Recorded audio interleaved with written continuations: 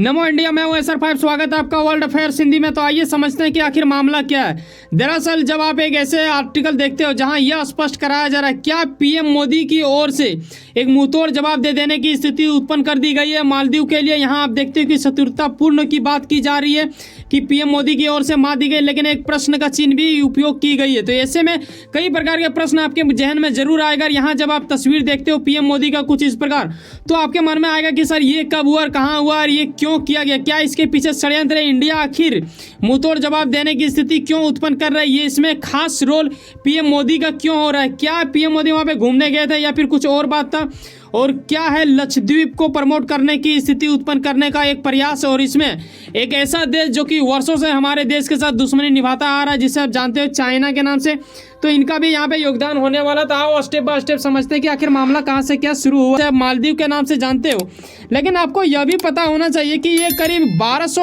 Island बनकर एक तैयार हुआ है, ठीक है, अलग अलग छोटा है इस तरह करके। लेकिन 2050 तक अनुमान है कि इसका जो एरिया है ना, क्षेत्र, वो लगभग 80% पानी में डूब जाएगा। जब भी इस देश में कोई भी संकट आता है तो भारत ने हमेशा एक बड़े भाई होने के नाते इस तरह दिया है। अब देखो ये रिश्ता तो ऐसा कुछ नहीं है, लेकिन कहीं ना कहीं एक बड़ा भाई का ही रोल निभाता आ रहा है भारत हमेशा मालदीव के लिए।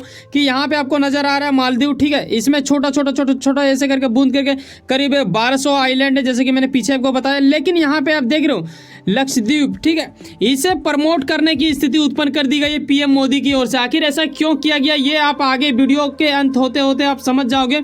यहाँ इस तस्वीर के माध्यम से जिसे आप देख रहे हो कि वो भी यार कागज का माला पहनाया गया है शायद इन्हें। इनका नाम है मुइजू, ठीक है, ये वहाँ के मालदीव के नए राष्ट्रपति बन चुके हैं। हालांकि इन्होंने चुनाव का मुद्दा ही बनाया था इंडिया के विरोध। क्या बनाया था कि मैं जैसे ही बनूंगा 1 सप्ताह के अंदर मालदीव में स्थित इंडियन आर्मी को वापस भेज देगा, यानी ऐसा कुछ इन्होंने अपने जनता को कहा। ये वहाँ पे जीत भी चुके हैं। लेकिन क्या होता है कि मालदीव के बने नए राष्ट्रपति मुइजू एक तरह से चीन का वफादार माना जाता है। ये कई गुना संभावना अधिक है कि यही वजह से ऐसा कुछ ये कर रहे हैं। और यहाँ पे ये भी कहते हुए मिले हैं कि भाई साहब इंडिया ये सुनो, लोकतांत्रिक इच्छा का सम्मान करें और सेना वापस ले लें अपना, ऐसा इन्होंने कुछ कहा है। ये कुछ आर्टिकल के माध्यम से यहाँ पे आप रिपोर्ट भी देखते हो जो कि यहाँ पे साझा की गई है, जो मैं आपको बता रहा हूँ। लेकिन उससे पहले भी क्या हुआ था, COP28 आपको पता होना चाहिए। ये होता है क्लाइमेट चेंज को लेकर पूरा विश्व के अलग अलग देशों के दिग्गज नेता वहाँ पे आते हैं। ये दुबई की ओर से होस्ट की गई थी अबर 2023 में, बीते साल में। तो उस वक्त ये बंदा भी आया था यहाँ पे और पीएम मोदी भी गए थे। इन दोनों का बात भी हुआ। यकीनन है कि पीएम मोदी उस वक्त शायद इन्हें समझाए होंगे, हालांकि वो ऑफिशियल रूप से नहीं दी गई, लेकिन इन्हें शायद समझ में नहीं आया, तभी जाके इन्होंने ऐसा कुछ रिपोर्ट भी पेश की। हालांकि इंडिया की ओर से बता दूं कि हमारा सेना अभी भी वहीं पे है, ठीक है, हम लोग वापस नहीं लिए। अब ऐसा क्यों नहीं लिया, अभी आपके मन में आएगा सर ऐसा क्या, हम मालदीव को कुछ भी नहीं गिनते हैं क्या वो हमारा कुछ नहीं कबाड़ सकती है। देखो कबाड़ने की स्थिति यहाँ उत्पन्न होगी नहीं भाई। एक होता है यार, वहाँ हमारे यहाँ के जो राज्य होते हैं ना, उसमें वहाँ से अधिक आबादी है, 5 लाख की आबादी वाला वो क्षेत्र है, तो क्या ही इंडिया के सामने आएगा। लेकिन मायने आबादी नहीं रखता है, मायने रखता है आपका गुणवत्ता कितना है। जैसे कि इजराइल की आबादी बहुत कम है, 1 करोड़ से भी कम है, लेकिन उसके बावजूद भी देखो हमास के साथ अभी युद्ध करते हुए पूरा विश्व को चुनौती देने का अपने आप में वो क्षमता रखता है। तो वो अलग बात होगा, हम आगे समझेंगे उसके बारे। लेकिन मालदीव के नए जो राष्ट्रपति है मुइजू, ठीक है, वो मुइजू है नाम इनका। तो मुइजू का क्या कहना था कि भाई साहब ऐसा आप कर रहे हो, आप हम ऐसा करेंगे, अपनी जनता को मैं बोल चुका हूँ, वचन दे चुका हूँ, अगर आप वापस नहीं लोगे तो फिर क्या होगा। लेकिन कहीं ना कहीं शायद इनके जहन में ही रह गया। और चाइना जो इनके काफ़ी ज़्यादा सपोर्ट में आता है। चाइना देखो ना, शुरू से इंडिया के इर्द गिर्द में जितने भी इतू सा देश बैठा हुआ है, उन देशों को ये कहीं ना कहीं अपने ओर घिंचाव जरूर रखना चाहता है। इसीलिए ये फंड उन लोग को देते हैं ताकि वो इनके ओर अट्रैक्ट होते जाए। और जो अभी वहाँ के मौजूदा स्थिति में बना है नए राष्ट्रपति, वो इनका काफ़ी ज़्यादा वफादार माना जाता है।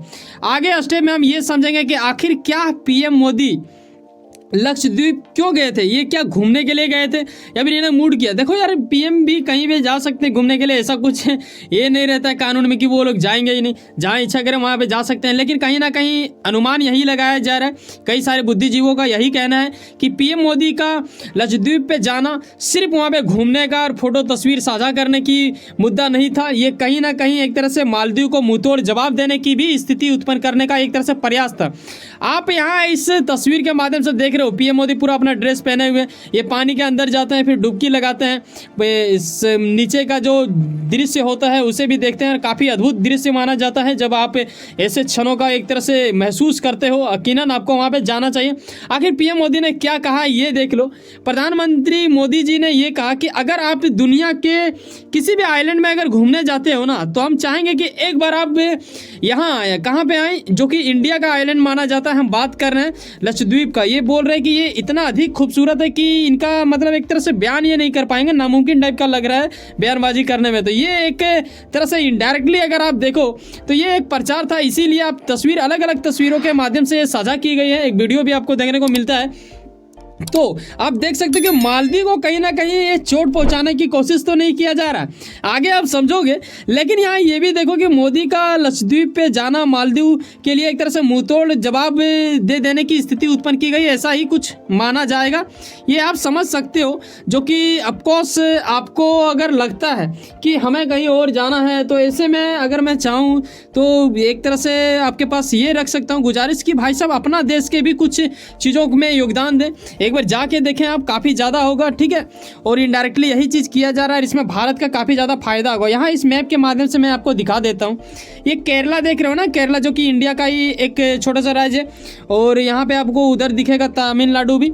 तो ये दोनों राज्य के काफ़ी ज़्यादा निकट है। यहाँ पे कोची आपको देखने को मिलेगा, यहाँ से आप जा सकते हो। ये जो छोटा छोटा आप देख रहे हो ना, इसमें करीब 36 है। ठीक है, 36 आइलैंड से ये बनके तैयार हुआ है। यहाँ पे पीएम मोदी की ओर से इनडायरेक्टली इस चीज़ को प्रमोट भी किया गया। यानी आप अगर लिस्ट बनाते हो कहीं घूमने का, तो चाहेंगे पीएम मोदी के आप पे अपने लिस्ट में इसे भी शामिल करें। यानी हम बात कर रहे हैं लक्षद्वीप का, तो ये एक अच्छी बात होगा। आगे स्टेप में मैं आपको समझा देता हूँ ताकि आप बारीकी से इस चीज़ को समझ पाओ। यहाँ देखो ये है, ठीक है, ये क्या है? मालदीव। ठीक है, तो मालदीव क्या है? ये हमारा दुश्मन बनता जा रहा है। पहले ऐसा नहीं था, अब ये इंडिया के लिए दुश्मन बनता जा रहा है, क्योंकि वहाँ का जो नया नेता आया है वो काफ़ी ज़्यादा मतलब चाइना प्रो है। ठीक है, तो ये आप देख रहे हो कि लक्षद्वीप यहाँ पे, तो अगर आप यहाँ पे इंडिया का कई लोग यहाँ पे घूमने जाते हैं, तो आप यहाँ पे घूमने क्यों जाओगे भाई, जब आप ही के पास वैसा कुछ है। ठीक है, पीएम मोदी ने कहा सेम वैसा ही कुछ है, बस पीएम मोदी ने नाम नहीं लिया मालदीव का। नाम लेने का क्या जरूरत है? उनके शब्दों से ही पता चल जाता है कि वो इनडायरेक्टली किससे चोट पहुंचाना चाह रहा है।